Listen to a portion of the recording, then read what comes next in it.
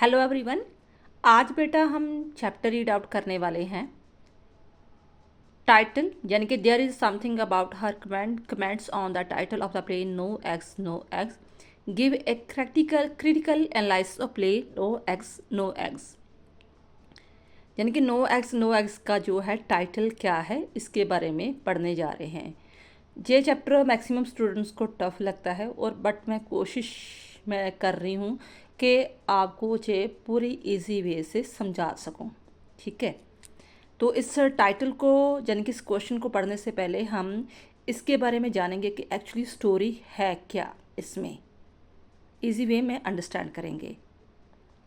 No x जो story है, story कह लो, जो प्ले है वो जीबी शाह के द्वारा लिखा गया है। एक्चुअली जीबी शाह का फुल प्ले है सेंट जॉन पूरा प्ले है, जिसके 6 सीन है। तो जो हमें दिया गया है वो जस्ट ओनली फर्स्ट सीन है। फॉर दिस रीज़न मैक्सिमम बच्चों को ये प्रॉब्लम आ रही है, कन्फ्यूज़न क्रिएट हो रही है कि सेंट जॉन कौन है, वो कहाँ से लड़की आई, वो क्या चाहती है, क्यों आर्मी से हेल्प चाहती है, क्यों राजे से मिलना चाहती है।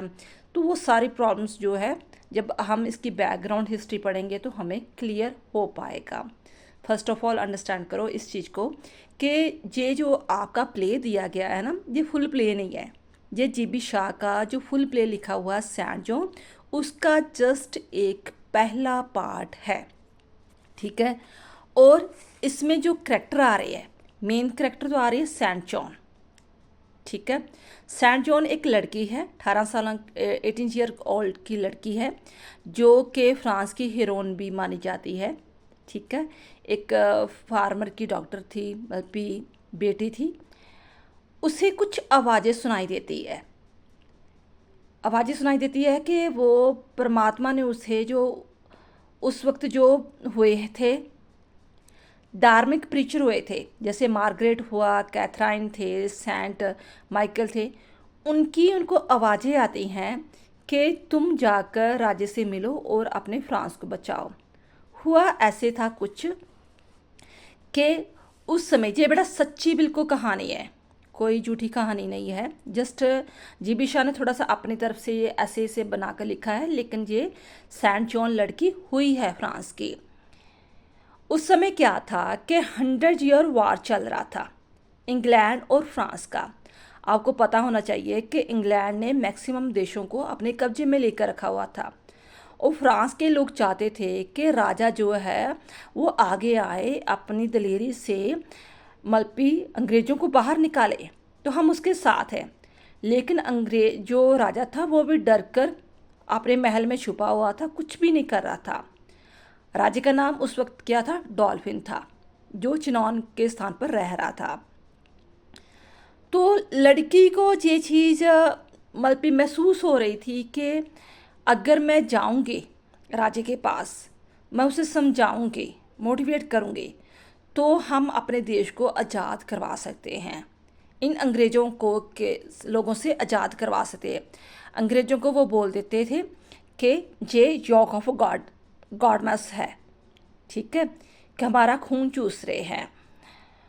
तो उसे ये है कि उसे लगता है कि मुझे जो प्रीचर है, मार्गरेट है, कैथराइन है, सेंट माइकल है, वो उनसे मुझे कुछ आवाज़ें आती हैं, धार्मिक आवाज़ें आती हैं, जो मुझे मैसेज कन्वे करते हैं कि तुम अपने देश को बचा सकती हो, आज़ाद करवा सकती हो। आपने फ्रेंच रेवोल्यूशन भी सुना होगा, ठीक है, 1917 का जो कुछ भी है, तो वो भी एक इसका हिस्सा था। फिर वो जो लड़की है, सेंट जॉन लड़की है, ठीक है, वो रॉबर्ट डे बुड्रिकॉट के पास जाती है। उसे मल्पी ड्यूनोस और पोलिंगे को कहती है कि मुझे इससे मिलना दिया जाए। ड्यूनोस और पोलिंगे बाद में उसे पहले जब नहीं मिलने देते, तो वो कहते हैं, वो मल्पी सोचते हैं कि जब से हमने इस लड़की को मना किया है, हमारी मुर्गियों ने अंडे देने बंद कर दिए हैं। जहाँ से प्ले स्टार्ट होता है कि कोई भी मुर्गी अंडा नहीं दे रही, नो एक्स, और एंडिंग भी इसी से होती है। तो जब वो दोनों परमिशन देते हैं इसको मिलने से, रॉबर्ट डी बुड्रिकॉट को मिलने से, तो मुर्गियां अंडे देने शुरू कर देती है। तो वह संकेत मानते हैं कि सेंट जॉन एक एक परमात्मा का मसीहा है, कि अगर हम उसे परमिशन देते हैं तो कुछ ना कुछ होता है, श्राप हो जाता है, अगर हम परमिशन देंगे तो कुछ अच्छा होगा। तो रॉबर्ट डी ब्रिगेड जो था वो एनास्टिक बट विलनेस कैप्टन है। वो उसे ऐसी अफवाहों से, ऐसी बातों में विश्वास नहीं है, बड़ा लॉजिकली सोचता रखता है।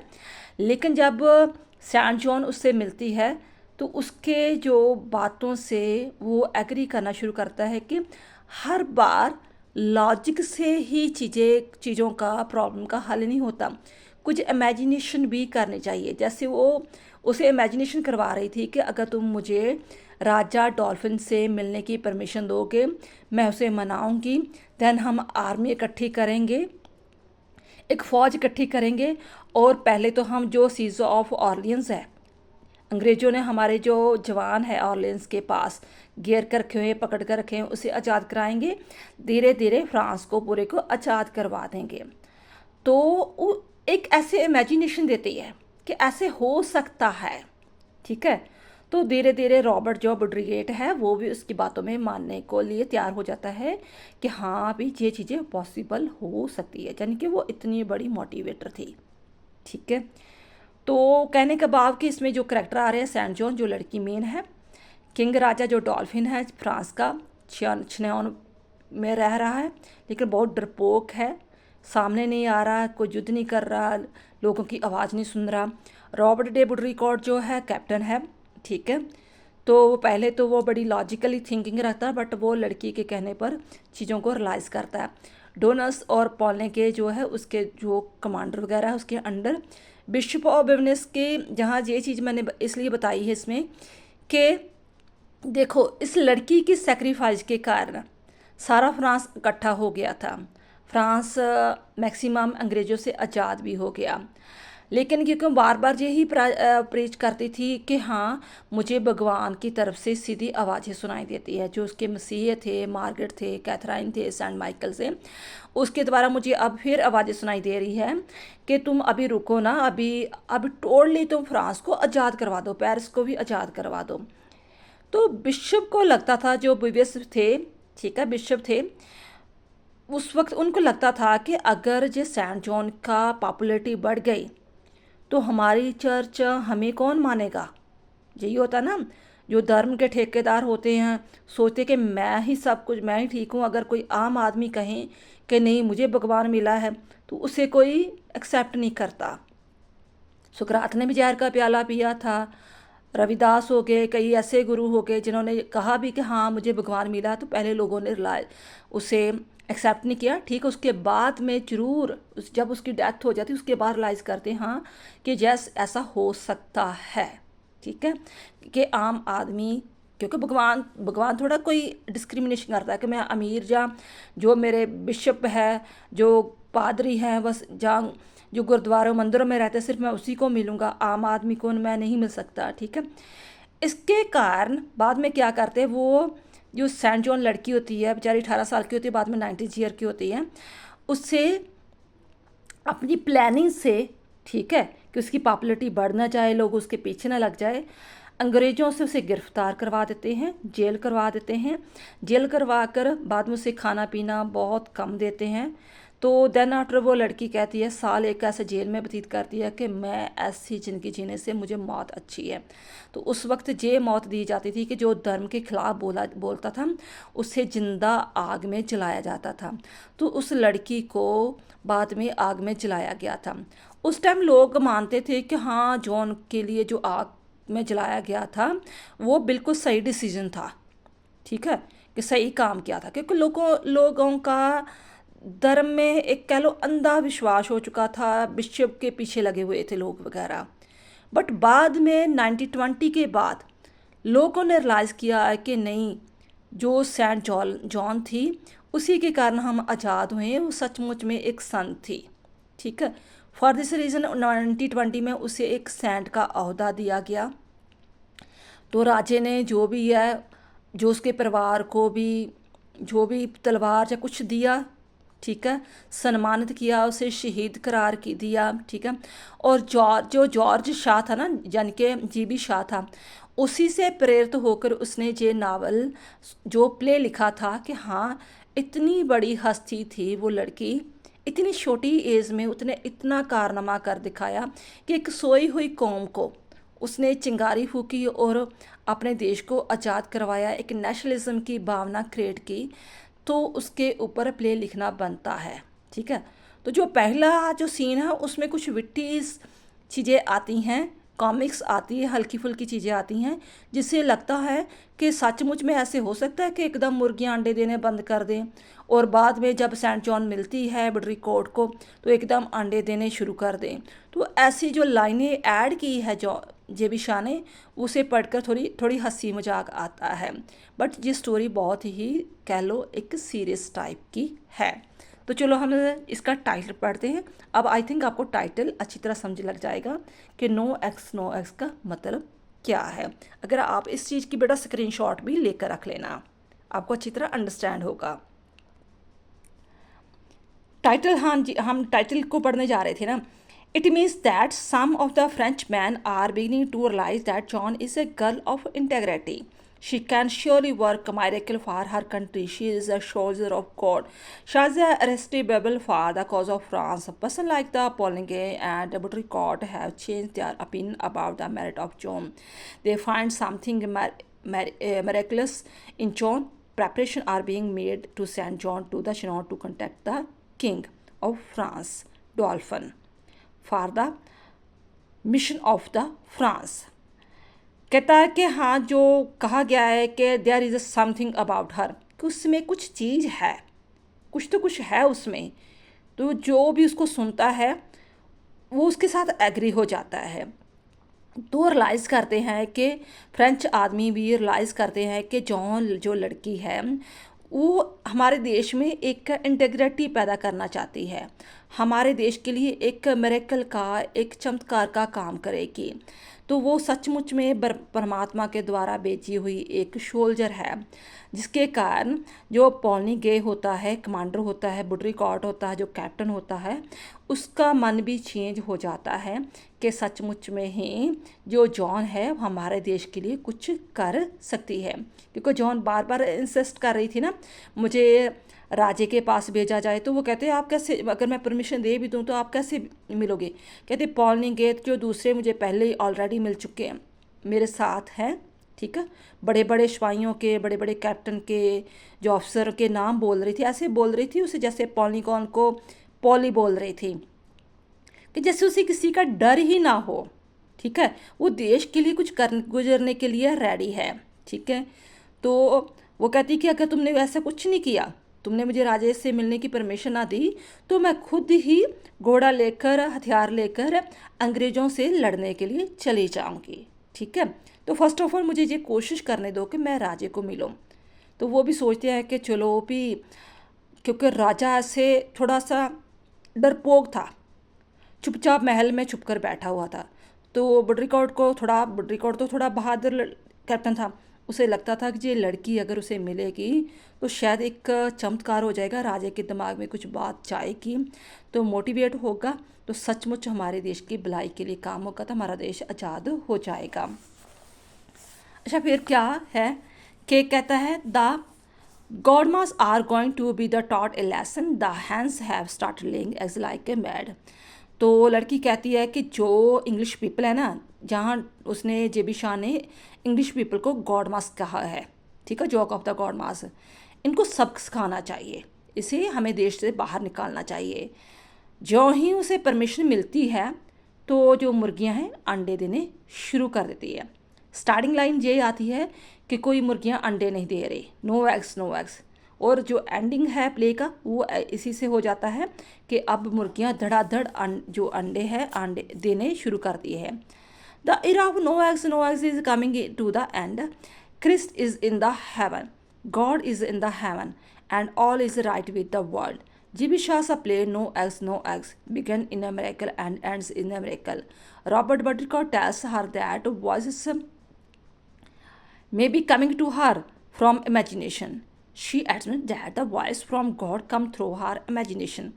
जहाँ उनकी दोनों की बहस होती है, जो है बड्रीकोट और जो लड़की है जॉन के बीच में, ये भी शायद लॉजिकली थिंकिंग वाला है और जो लड़की है इमेजिनेशन वाली है। तो कहता है कि हो सकता है तुझे कुछ आवाज़ें आ रही हो वैसे आती होगी, तो यार तेरी कुछ इमेजिनेशन होगी। तो वो उसे तर्क देती है कि कोई भी हम जब ज़िंदगी में काम करते हैं ना, तो फर्स्ट ऑफ ऑल इमेजिनेशन ही रखते हैं, फिर ही उसके अकॉर्डिंग वर्क करते हैं।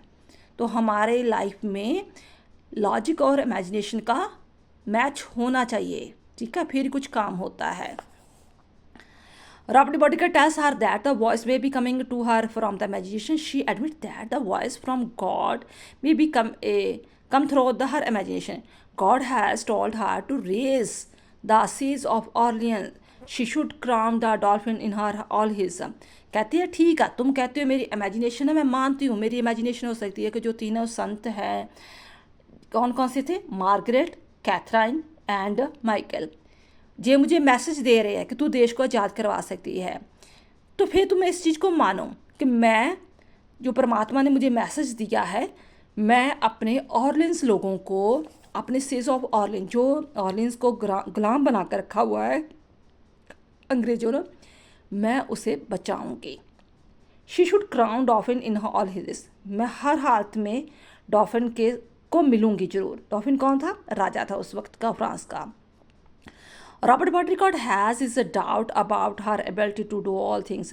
पहले तो रॉबर्ट बड्रिकॉट को उसकी सारी जो चीज़ें कह रही थी उस पर डाउट था, बट वो बड़ी पॉसिबिलिटी से, मतलब बड़ी पॉजिटिविटी से हर चीज़ को पॉजिटिव में बताती कि यस मैं ये चीज़ें कर सकती हूँ, जो भी उससे डाउट क्रिएट होता था। Robert Buttigieg has his doubt about her ability to do all things. John tells him that it is possible to achieve all these things if God is in their side. कहती है कि अगर परमात्मा मेरे साथ है ना, जो हमारे साथ है, फ्रांसिस के लोगों के साथ है, तो सब कुछ पॉसिबल हो सकता है। So they should go back to England. England के लोगों को, अंग्रेज़ों को, इंग्लिश पीपलों को वापस अपने देश जाना ही पड़ेगा। And so is the English would go back to the their country. John assure Baudricourt that no English get back in to their country. कहती है sorry will be left in the soil of the France. उसे पूरा विश्वास है, John जो है बड्रिकॉट को पूरा विश्वास दिलाती है कि फ्रांस की मिट्टी पर, सॉइल ऑफ द फ्रांस पर कोई भी अंग्रेज लोग नहीं बचेंगे, सभी को वापस जाना पड़ेगा हमारा देश छोड़कर। The French will fight against them and they will get back in to their country. Joan jump down the stool like an obedient school girl. वो स्टूल के सामने बैठ जाती है जैसे एक आज्ञाकारी लड़की होती है, क्योंकि वो जिद करके बैठी हुई थी कि मुझे तो राजे से मिलना ही मिलना है, जो मर्जी कर लो आप, ठीक है। Addressing the square, she told him that his order are that he will have to go the Chinon under the escort of Polike and all his friends. तो वो कहते हैं आप कैसे जाओगे, तो वो बड़े आराम से बताती है, मैं जो है पॉलिंगे हैं, ठीक है, उसे पॉली बोलती है, जो भी उसके बड़े बड़े अफसर है उसके बड़े धड़ल्ले से नाम बोलती है कि मैं उसका साथ लेकर, आपकी आर्मी लेकर, आपके घोड़े लेकर, हथियार लेकर बड़े आराम से शिनॉन में जाऊंगी। John saw that square but records ahead was circular with a light like a sand. John को अब चीज़ समझ में आ रही थी कि बॉड रिकॉर्ड जो है मेरी बातों को मान रहा है, उसके पल्ले पड़ रहा है जो मैं कुछ कहना चाहती हूँ। The steward said that the hands are laying eggs like a mad. तो जो ही बॉड रिकॉर्ड ने उसकी हाँ में हाँ मिलाई कि ठीक है तुम राजे, जो राजा डॉल्फिन है जो शिनॉन के स्थान पर रह रहा है, मिल सकती हो। तो उसी वक्त उसका एक जो कर्मचारी आता है और उसे कहता है कि मुर्गियों ने पागलों की तरह अंडे देने शुरू कर दिए हैं। The hens are laying eggs like a mad और felt that she did come from God. उसे और भी ज़्यादा विश्वास हो जाता है कि सचमुच में ही ये लड़की परमात्मा के द्वारा भेजी हुई कोई दूत है, ये हमारे देश के लिए, हमारे लोगों के लिए सचमुच कुछ कर सकती है, अंग्रेज़ों को बाहर भेज सकती है, राजे को मोटिवेट कर सकती है, तो हमारा देश आज़ाद हो सकता है। Christ in heaven John did have the crystal light of the God. John सचमुच ही परमात्मा भेजा हुआ एक क्लैस्टिकल है। तो इसलिए यह टाइटल बिल्कुल सूटेबल है, क्योंकि यहीं से स्टार्ट होता था नो एक्स की लाइन से, और एंडिंग भी इसी से ही होती है। ठीक है, आई होप आपको ये अब स्टोरी अच्छी तरह समझ में आ गई होगी। और कोई डाउट हो तो आप कमेंट बॉक्स में लिख सकते हो। थैंक्स बेटा।